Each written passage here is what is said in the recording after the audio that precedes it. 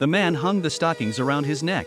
He pulled the thin strings on both sides, and the dirt inside was poured out. Then the man trampled the dirt flat. This way the guards wouldn't detect anything. Then the prisoners began to dig a tunnel inside the room, while a companion outside swung a large hammer. The two sounds completely overlapped. The Germans didn't notice anything unusual. Soon a hole was smashed. At night they collected dirt. During the day the prisoners kept their hands in the pockets and shook their trouser legs to let the dirt fall out. The accomplices immediately smoothed the dirt over. When the German officer came to inspect, he couldn't see any problem, and even praised their good job. As the tunnel got deeper, the air inside became scarce, so they made a blower to supply oxygen to the tunnel. They still needed a transport vehicle to avoid detection by the guards. While the prisoners worked inside room, the others sang loudly outside. The people inside knocked the tools rhythmically to the music. This effectively covered the noise. One day a prisoner was buried in the dirt. Luckily his companions found him in time and rescued him. They needed planks to support the tunnel, so the prisoners took down the planks from the roof,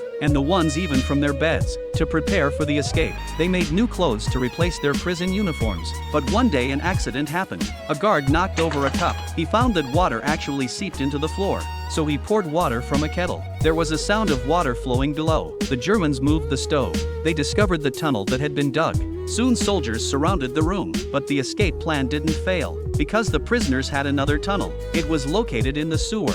When the guards came to inspect, a companion would signal. The people in the tunnel would quickly come out. Then they laid a brick and filled the seams with cement, poured a bucket of water to disguise it. The tunnel was dug through. At night the prisoners changed into new clothes. They crawled into the hole one by one. When the first prisoner poked his head out, he found that the exit was still 10 meters away from the woods. To avoid being detected by the searchlights, the first prisoner risked crawling and quickly hid in the woods. As the guard turned away, he would pull the rope to signal his comrades. So the next prisoner crawled out and escaped into the woods. But an accident happened. A prisoner fell down. The guard heard the noise. He went to check, and just happened to spot the prisoner crawling out. Finally the escape plan failed, but 76 people still managed to get out of the prison, and 11 of them made it back to their homeland alive.